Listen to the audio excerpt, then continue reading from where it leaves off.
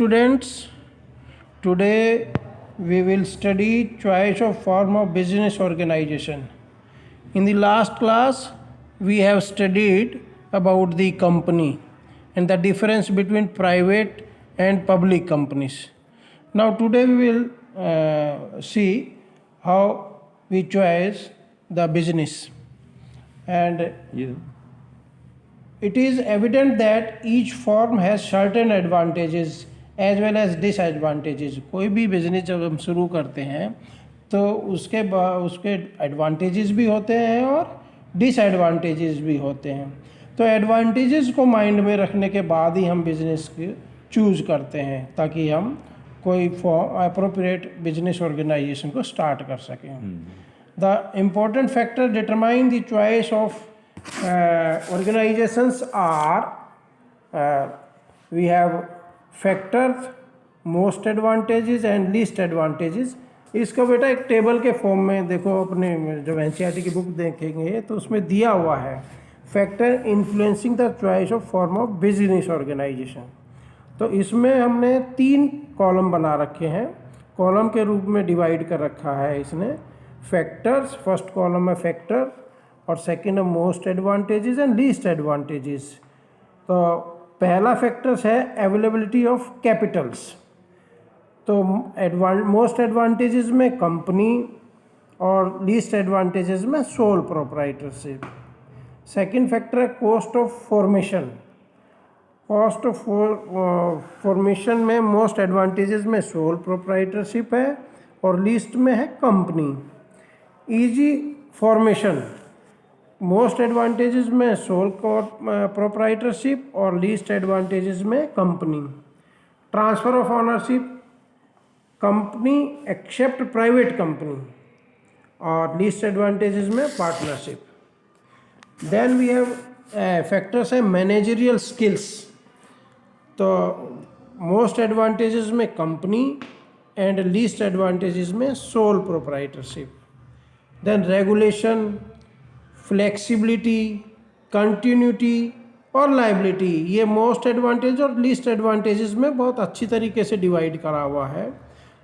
इसमें most advantages में regulations में सोल प्रोप्राइटरशिप है, सेकेंड है कंपनी लीस्ट एडवांटेजेस में. ऐसे ही फ्लेक्सिबिलिटी के मामले में सोल प्रोप्राइटरशिप है मोस्ट एडवांटेजेस में और लीस्ट एडवांटेजेस में company. Continuity, most advantages company are always continue, तो कंपनी रखेंगे इसमें और इसमें sole proprietorship. Liability, most advantages company और लीस्ट में आता है सोल प्रोप्राइटरशिप. बिकॉज देखो, आप देखेंगे ना, आप अवेलेबिलिटी ऑफ कैपिटल में कंपनी जो होती है उसमें ह्यूज कैपिटल चाहिए होती है, तो ज़्यादा कैपिटल अवेलेबल है, इसीलिए हम एडवांटेजेस बोल लेते हैं इसको. और सोल में क्या है, सोल में तो आपने खुद अपने आप अकेले स्टार्ट करना है तो कम पैसा चाहिए होता है, तो आपको सोल आप प्रोप्राइटरशिप पकड़ोगे. फॉर्म वही डिसाइड करोगे ना, अगर आपके इरादे बहुत ज़्यादा बुलंद हैं तो आप फिर कंपनी का फॉर्म पकड़ोगे. इसके बाद क्या है, कॉस्ट ऑफ फॉर्मेशन में बताई दिया आपको कि कॉस्ट यानी कि बहुत कम से कम खर्चा होता है बनाने में उसको, तो सोल प्रोप्राइटरशिप जल्दी बन जाती है. कंपनी के पैसे ज़्यादा लगते हैं, उसको ज़्यादा फॉर्मेलिटीज होती हैं उसके अंदर फॉर्म करने में. ईज ऑफ फॉर्मेशन है, आसानी से चालू होने वाला काम कौन सा है, प्रोप्राइटरशिप. और जो कंपनी होती है वो कॉम्प्लेक्स जो होता है उसका चालू करना थोड़ा सा, क्योंकि इसमें सरकार का दखल ज़्यादा होता है. Transfer of ownership, company is easy accept private company. Private company ना हो, पब्लिक कंपनी होती है, उसकी ट्रांसफरेबिलिटी तो फटाफट से इजीली हो जाती है, क्योंकि आपके शेयर्स ट्रांसफ़र होने हैं और छुट्टी, आपका कोई ख़त्म मामला उसके अंदर. इसके बाद क्या है, पार्टनरशिप जो होती है वो लीस्ट एडवांटेजेस होती है ट्रांसफ़र ऑफ ओनरशिप के मामले में. ये सब हम क्यों बता रहे हैं आपको, क्योंकि एप्लीकेशन बेस्ड क्वेश्चंस के अंदर इसी को मद्देनज़र रखते हुए आप कई प्रॉब्लम सॉल्व कर पाते हो. मैनेजरियल स्किल, मैनेजरियल स्किल में आप देखोगे कंपनी जो होती है बहुत बड़ा फॉर्म ऑफ बिजनेस ऑर्गेनाइजेशन होता है, इसलिए वो कैपेबल होती है बड़े बड़े प्रोफेशनल मैनेजर्स को अपने यहाँ एम्प्लॉय करने के लिए. तो बट नेचुरल है कि मोस्ट एडवांटेजेस फॉर्म ऑफ हो गया कंपनी, जहाँ पर बड़ी बड़ी अच्छी मैनेजर्स चाहिए तो आप कंपनी बनाओ भाई, और जहाँ पर ज़्यादा मैनेजमेंट की आवश्यकता नहीं है तो आप सोल प्रोप्राइटरशिप से भी काम चला सकते हो। रेगुलेशंस में क्या है, गवर्नमेंट के जो रेगुलेशंस इत्यादि हैं वहाँ पर सबसे कम दखल होता है सोल प्रोप्राइटरशिप में, और कंपनी में क्या है बहुत ज़्यादा रेगुलेशंस होती हैं। फ्लेक्सिबिलिटी है, सोल में जो है मोस्ट एडवांटेजेस है वो फ्लेक्सिबल है, आपके मन की मर्जी है, और इसी प्रकार से लीस्ट एडवांटेजेस में कंपनी होती है। आपको रिपीट हो गया, ये मैंने जान के रिपीट किया है ताकि थोड़ा क्लियर हो जाए आपको। कंटिन्यूटी जो है, कंपनी जो होती है कंटिन्यूटी के मामले में ज़्यादा एडवांटेजेस है, क्योंकि कोई बंदा आए जाए कंपनी के जीवन पर कोई फ़र्क नहीं पड़ता। और सोल प्रोप्राइटरशिप बंदे को आज बुखार आ गया तो चुपचाप काम बंद करना पड़ेगा, क्योंकि वो अकेला ही मालिक है। इस प्रकार से लायबिलिटी के मामले में company is the best, because उसकी लायबिलिटी केवल अपने शेयर तक ही है जो वो होल्ड करता है। और सोल प्रोप्राइटरशिप में तो आपका आप में और आपके बिजनेस में कोई अंतर नहीं है। यदि आप बिजनेस में लोन लॉस खा जाते हो तो आपको घर के बर्तन भी बेचने पड़ सकते हैं, यानी कि असीमित लायबिलिटी होती है, तो वो लीस्ट आ जाती है। इसके बाद हम इसको थोड़ा समझ लेते हैं। इसकी जो हम कोई सी भी फॉर्म, हम कौन सी फॉर्म चूज़ करेंगे, इसको हम इसके choice of form of business organisation, जब भी हम कोई हमें ध्यान आता है कि हमने कौन सी एक्टिविटी करनी है, बिज़नेस करना है, चलो जी बिज़नेस करने के बाद बिज़नेस करने के कई सारे तरीके हो सकते हैं, यानी कि फॉर्म हो सकती है कि हम कंपनी बनाएं, पार्टनरशिप बनाएं, या प्रोप्राइटरशिप बनाएं, या एचयूएफ बनाएं। तो कोई सी फॉर्म चूज़ करनी चाहिए हमको, वो हम कुछ निर्धारित फैक्टर्स को डिसाइड करने के बाद ही हम डिसीजन ले पाते हैं। ऊपर की टेबल में तो आपको बताया ही है, यहाँ और सुन लें आप। पहला फैक्टर क्या है, cost and ease in the setting up of the organisation. As far as initial business setting cost are concerned, sole proprietorship में मोस्ट इनएक्सपेंसिव है, यानी कि बहुत सस्ते में काम चालू हो जाता है। वहाँ की लीगल रिक्वायरमेंट मिनिमम होती हैं और कंपनी में सबसे ज़्यादा रिक्वायरमेंट होती है। बाकी इसके बीच की चीज़ें हैं कि आप पार्टनरशिप भी खोल सकते हो। तो समझ रहे हैं ना बात को।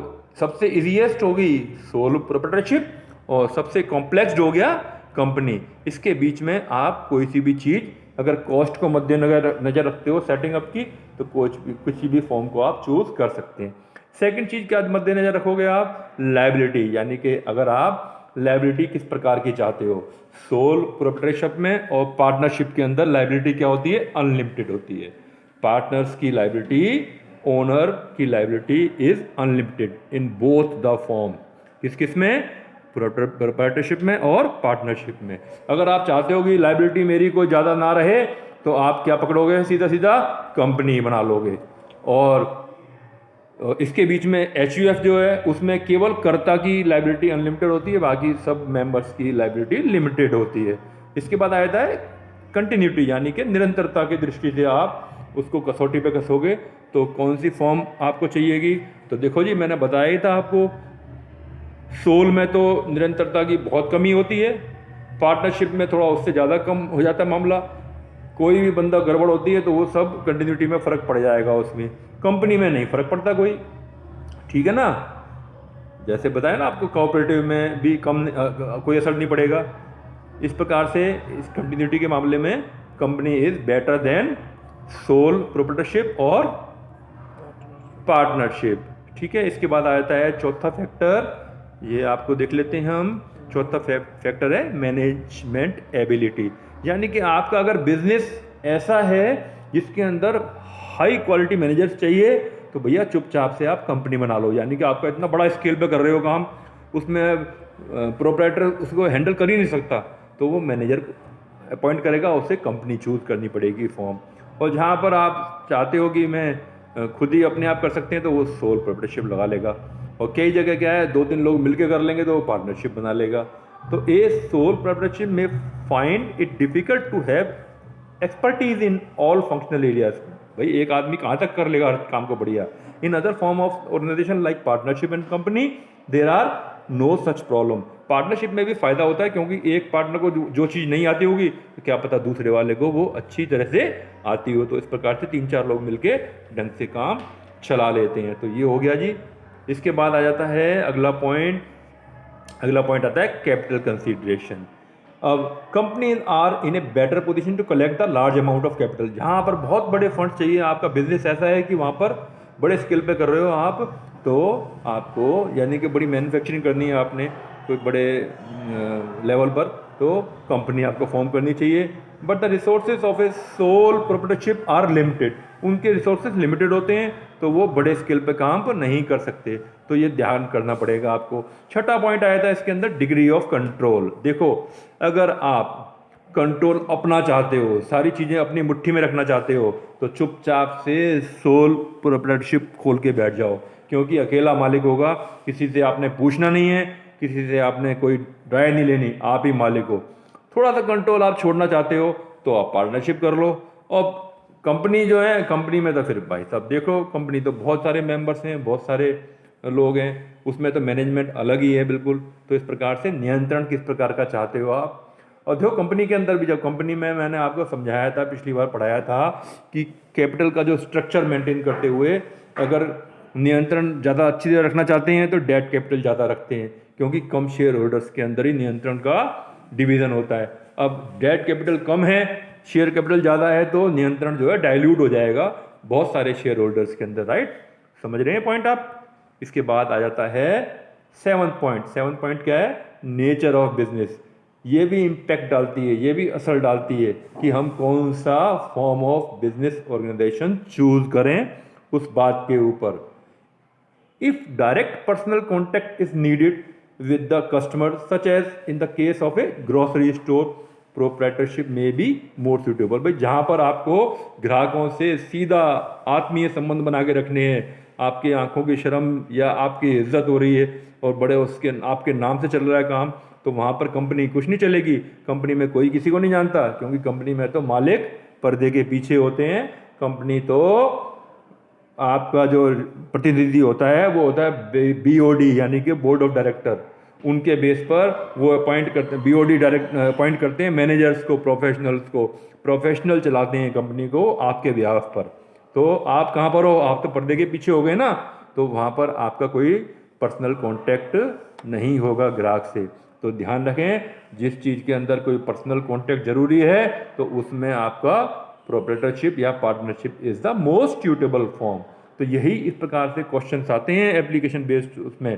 तो आपको एक छोटा सा कहानी बता देंगे और उसके अंदर आपको फिर पूछा जाएगा कि ये जो है पूरी इस कहानी के अंदर कौन सा ये इम्पैक्ट है, कौन सा मतलब फॉर्म ऑफ बिजनेस ऑर्गेनाइजेशन को चूज करने के लिए पैरामीटर की बात की गई है। तो इस प्रकार से ये 7वां हो गया।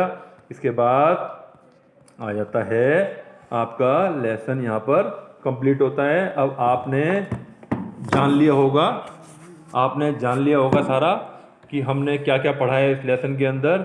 इस लेसन में हमने सोल प्रोप्राइटरशिप के बारे में पढ़ा है, इसके बारे में पार्टनरशिप के बारे में पढ़ा है, फिर हमने जॉइंट हिंदू फैमिली बिजनेस के बारे में पढ़ा है, फिर हमने कोऑपरेटिव सोसाइटीज़ हैं उसके अंदर 5-6 प्रकार की सोसाइटीज़ होती हैं उसके बारे में पढ़ा, फिर हमने जॉइंट स्टॉक कंपनी के बारे में पढ़ा है कि उसमें 2 प्रकार की होती हैं, एक पब्लिक लिमिटेड और एक प्राइवेट लिमिटेड कंपनी होती है। उसके बाद फिर क्या है, हमने कुछ इसके परपेचुअल सक्सेशन की बात देखी आपने, म्यूचुअल एजेंसीज की कीवर्ड्स टर्म्स थी, इसमें आपने ये जाना म्यूचुअल एजेंसी में क्या था, पार्टनरशिप के अंदर इसका इस्तेमाल हुआ था कि एक हर बंदा दूसरे का एजेंट भी होता है और प्रिंसिपल भी होता है, यानी कि कोई भी डिसीजन लेता है उसके अंदर हर पार्टनर की सहमति शामिल होती है और वो लाइबल होता है दूसरा पार्टनर भी उसके अंदर।